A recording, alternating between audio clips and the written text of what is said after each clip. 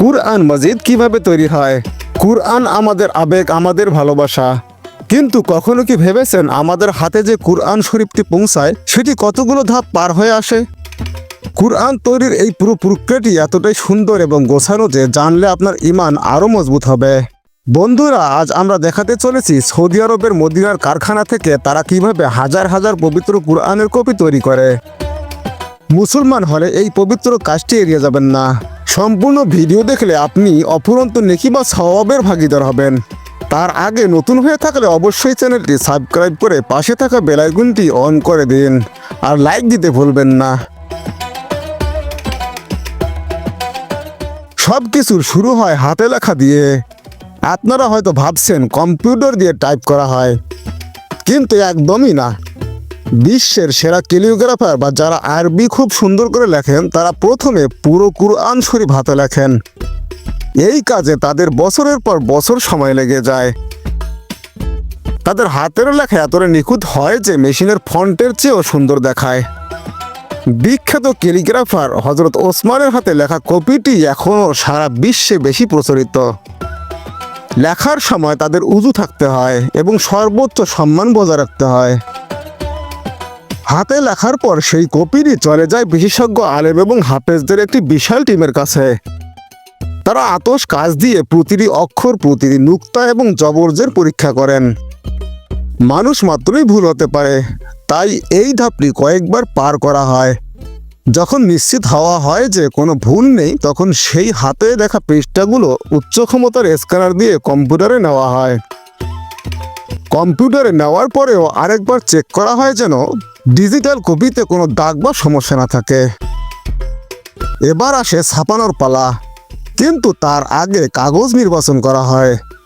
কুরআনের জন্য যে কাগজ ব্যবহার করা হয় তা সাধারণ কোনো কাগজ নয়। এটি বিশেষ ধরনের কাগজ যা অনেক দিন টিকে থাকে এবং এর রং ধবধবে সাদা হয় না, বরং হালকা ক্রিম কালার বা অফ হোয়াইট হয়, যাতে পড়ার সময় চোখের ওপর চাপ না পড়ে এবং আলোর প্রতিফলন কম হয়। এই কাগজগুলো অত্যন্ত মসৃণ এবং উন্নত মানের হয়। এরপর ডিজিটাল কপি থেকে লোহার প্লেট তৈরি করা হয়, যা প্রিন্টিং মেশিনে বসানো হবে। এখন শুরু হয় আসল জাদুর খেলা। বিশাল আকৃতির সব মেশিনে এই বিশেষ কাগজগুলো রোল আকারে ঢুকিয়ে দেওয়া হয়। মেশিনের এক পাশ দিয়ে সাদা কাগজ ঢোকে আর অন্য পাশ দিয়ে পবিত্র আয়াত লেখা হয়ে বের হতে থাকে। এই মেশিনগুলো 1 ঘন্টায় হাজার হাজার কপি ছাপাতে পারে। ছাপানোর পর কাগজগুলো গরম বাতাসের মাধ্যমে শুকিয়ে নেওয়া হয় যাতে কালি ছড়িয়ে না যায়।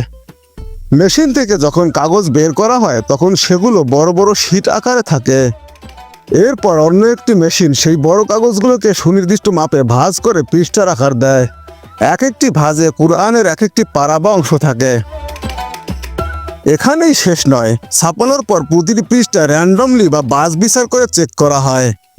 মেশিনের সেন্সর যদি কোনো পৃষ্ঠার কালি বা দাগ অস্পষ্ট লেখা পায় তবে সাথে সাথে লাল বাতি জ্বলে ওঠে এবং সেই পুরো দিস্তাটি বাতিল করা হয়। কোনো ত্রুটিপূর্ণ পৃষ্ঠা কুরআনের ভেতরে যাওয়ার সুযোগ নেই। পৃষ্ঠাগুলো ভাঁজ করার পর সেগুলোকে একত্রিত করা হয়। এরপর মজবুত সুতো দিয়ে সেলাই করা হয়। এই সেলাই এতটাই শক্ত হয় যে আপনি হাজারবার উল্টালেও পৃষ্ঠা খুলে আসবে না। সেলাই করার পর মেরুদণ্ডের অংশে বিশেষ ধরনের আঠা এবং পাতলা কাপড় লাগানো হয় যাতে বাইন্ডিং বা বাধাই অনেক দিন টেকে। কুরআন শরীফের সৌন্দর্য অনেকটা নির্ভর করে এর মলাটের উপর। হার্ডবোর্ড দিয়ে শক্ত মলাট তৈরি করা হয়। এবার সেলাই করা সেই পৃষ্ঠাগুলোর সাথে মলাট জোড়া লাগানো হয়। এটিও মেশিনের সাহায্যেই করা হয় যাতে মাপ একদম নিখুঁত থাকে। বাধাই করার পর বইগুলোকে একটি চাপ প্রয়োগ করে মেশিনে কিছুক্ষণ রাখা হয় যাতে আঠা ভালোভাবে শুকিয়ে যায় এবং বইটি সোজা থাকে।